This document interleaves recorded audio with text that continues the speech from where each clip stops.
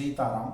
हम दिव्य शक्तियां कैसे प्राप्त कर सकते हैं, कैसे हम स्वयं का दरबार लगा करके जन कल्याण आदि का कार्य कर सकते हैं, इस विषय पर यह एक श्रृंखला चल रही है। इस विषय पर 2 भाग पहले बन चुके हैं, जिसका लिंक हमने इसी वीडियो के डिस्क्रिप्शन पर दे रखा है। पहले जा करके आप प्रथम और द्वितीय भाग देखिए, तभी यह तीसरा भाग आपके लिए लाभदायक सिद्ध होगा। प्रथम और द्वितीय भाग में हमने बात की थी कि साधक के भीतर क्या विशेष गुण होने चाहिए, उसकी कुंडली में क्या विशेष योग होने चाहिए, क्या ग्रहों की दशा होनी चाहिए जब वो उस क्षेत्र में आगे बढ़ सकता है। उसके बाद पहले वह अपने पितरों की कृपा प्राप्त करे, अपने कुल देवी देवता की कृपा प्राप्त करे, तब अपने इष्ट देवता पर आए। अब हम बात करेंगे अपने इष्ट देवता की कृपा प्राप्त करने के ऊपर। तो देखिए, इष्ट देवता की कृपा प्राप्त करने के लिए यदि आपके इष्ट निर्धारित नहीं है तो अच्छा होगा कि आप अपने कुंडली वाली इष्ट के साथ आगे बढ़िए। जो आपके कुंडली में इष्ट दिए हुए हैं आप उनके साथ ही आगे बढ़िए। अब कुंडली की इष्ट के विषय में कैसे जान सकते हैं, जो इस श्रृंखला की जो दूसरा भाग है, उस दूसरे भाग के डिस्क्रिप्शन पर एक वीडियो की लिंक दी हुई है कि अपने इष्ट का पता कैसे लगाएं। वह वीडियो आप देखिए, उसमें हमने बता रखा है कि कुंडली में कैसे हम अपनी कुंडली देख करके स्वयं अपने इष्ट भगवान का पता लगा सकते हैं। यदि कोई हमारे द्वारा कुंडली विश्लेषण कराना चाहता है तो वह करा सकता है।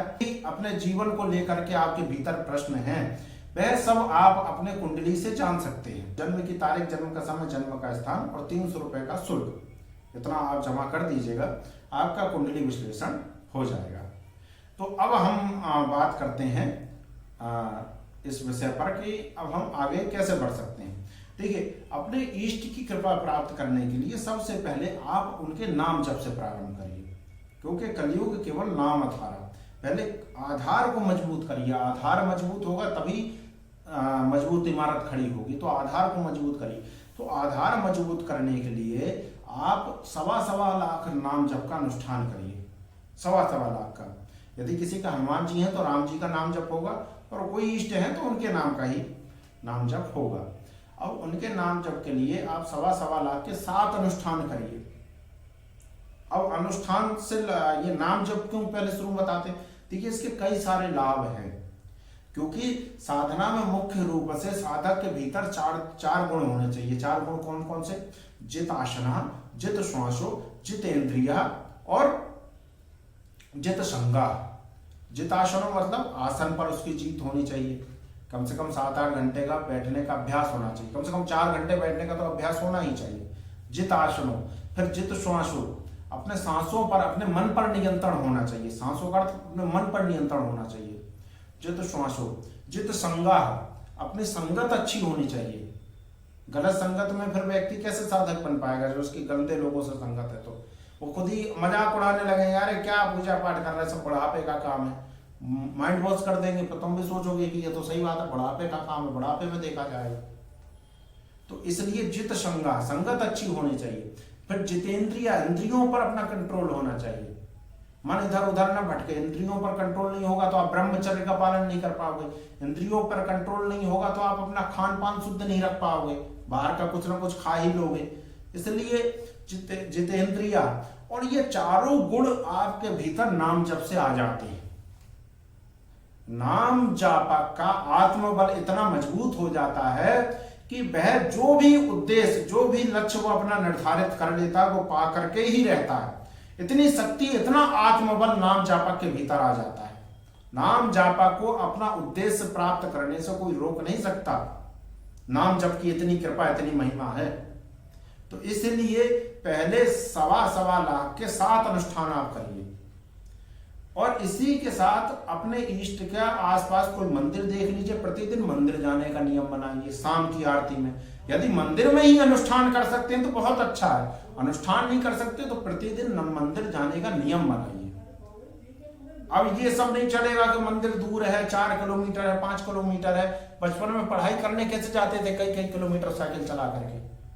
कोचिंग के लिए हम प्रतिदिन 15 किलोमीटर उस समय साइकिल चलाया करते थे पढ़ने के लिए। अब क्योंकि उसमें विशेष वो था। अब हम पूजा पाठ करना तो चाहते हैं, परंतु उसके लिए हमारी विशेष चाह नहीं है।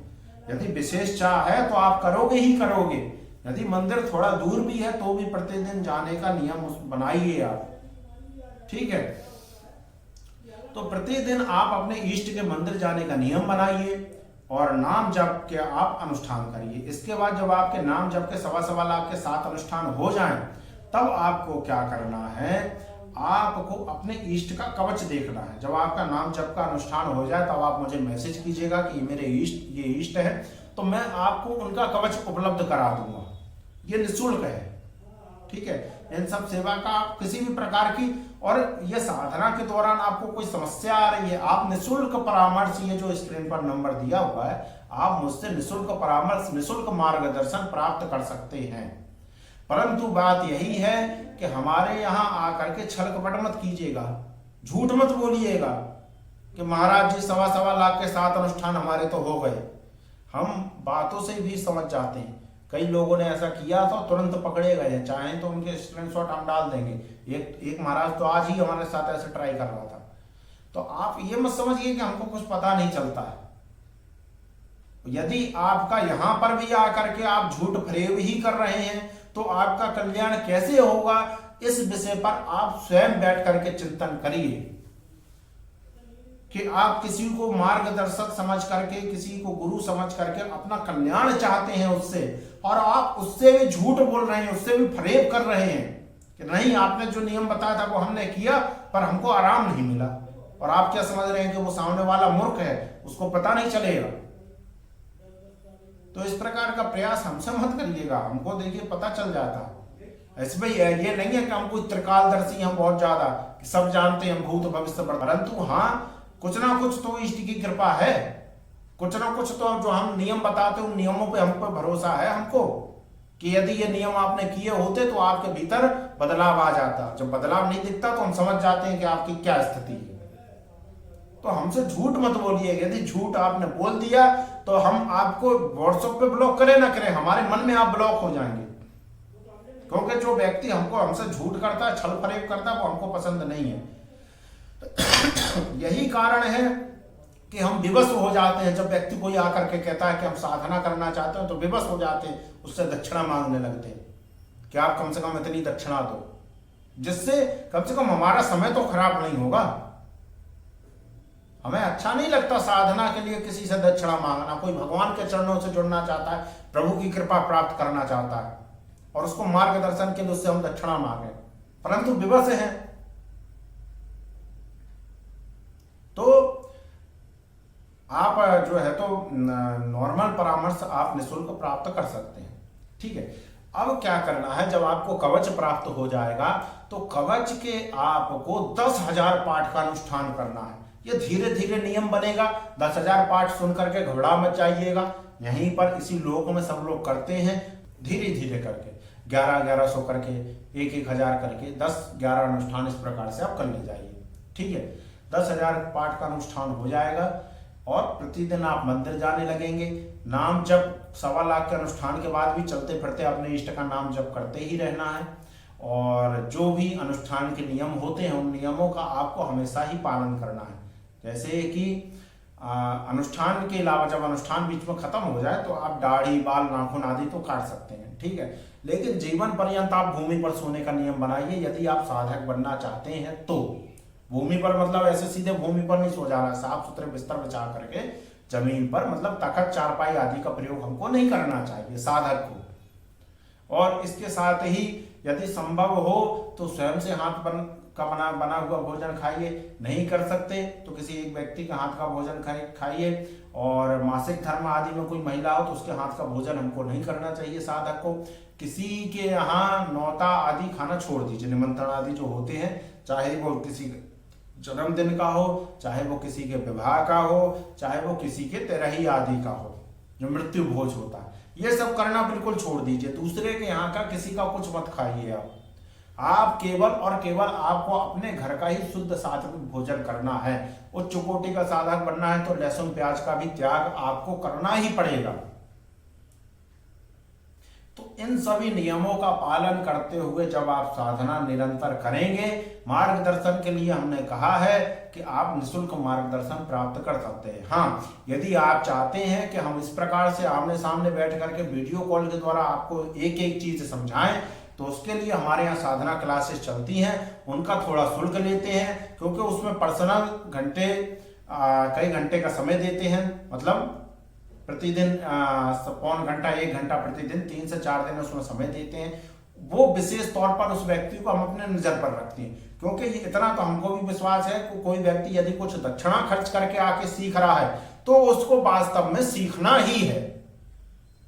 तो यदि आप इसमें विशेष चीजें सीखना चाहते हैं और आप सही में सीरियस हैं इस चीज को लेकर के, इस मार्ग में आप बढ़ना चाहते हैं, तो आपका स्वागत है। साधना क्लासेस ऑनलाइन माध्यम से चलती हैं, पहले भी कई लोग सीख चुके हैं और हमने गलती ये करी कि हमने कभी उनके अनुभव नहीं डाले, परंतु अब लोगों के अनुभव हम डालना प्रारंभ करेंगे।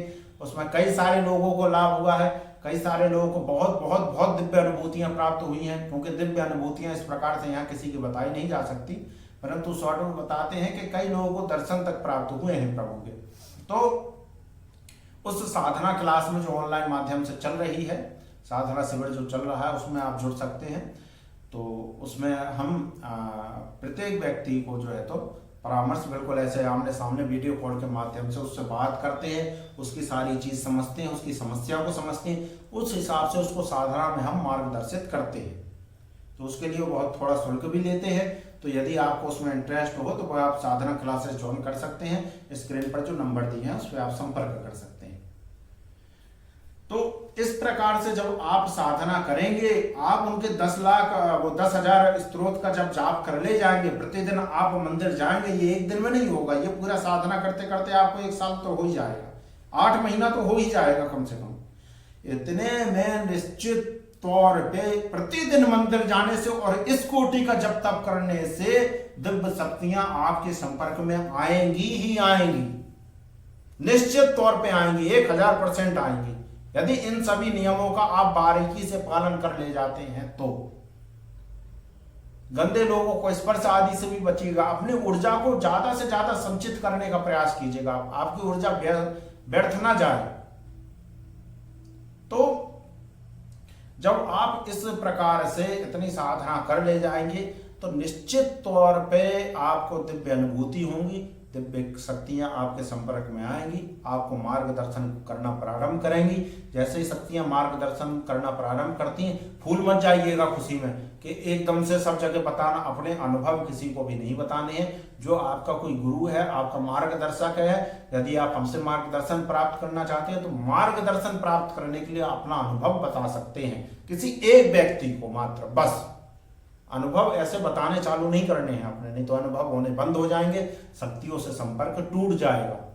तो मात्र इतना करने से निश्चित तौर पर शक्तियां आती हैं, वो मार्गदर्शन करती हैं, नियम बताती हैं, आगे आपको किस प्रकार से चलना है वो सारे मार्ग भी आपका खोलती जाती हैं। और यदि आपके लिए उन्होंने कोई योग्य गुरु चुन रखा है तो उस गुरु के भी संपर्क में वो आपको भेज देंगे, निश्चित तौर पे उस गुरु की आपको प्राप्ति हो जाएगी। यदि गुरु आपके लिए नहीं है तो शक्तियां ही गुरु बन करके आपका मार्गदर्शन करेंगी और आपको आगे बढ़ाते लेते चली जाएंगी और आप बढ़ते जाएंगे। परंतु पहले यही है कि अपने भीतर से छल कपट को, रोग द्वेष आदि को खत्म करके आप पूर्ण समर्पण करके अपने इष्ट के चरणों में आगे बढ़िए और स्वयं को पहले साधिए। साधक वो होता है जो स्वयं को साध ले जाए, वही साधक है। तो पहले स्वयं को साधिए, बाकी सब तो अपने आप सध जाएगा। यदि कोई व्यक्ति इस मार्ग पर चलना चाहता है तो ऐसा नहीं है कि हम पैसा ही लेने को बैठे, कोई पैसा देगा तो वही मार्गदर्शन करेंगे। आप चलिए, तो हमने इसीलिए नंबर दे रखा है, हम निःशुल्क मार्गदर्शन करने के लिए तैयार हैं, परंतु आप चलना तो प्रारंभ करिए। आप कुछ करेंगे ही नहीं और बस हमसे वो उपाय काम नहीं किया और बताइए, वो काम नहीं किया और बताइए, तो ये तो फिर गलत बात है। आप कुछ करना ही नहीं चाहते तो हम क्या ही बताएं, और आप हमसे झूठ बोल रहे हैं कि हाँ हमने कर लिया है, काम ही नहीं कर रहा है। हमारा उपाय है, हमको पता नहीं होगा वो काम करेगा कि नहीं करेगा। खैर छोड़िए, तो ये एक विशेष मार्गदर्शन था। इस मार्गदर्शन से आप सिद्धियां, कृपा प्राप्त कर सकते हैं।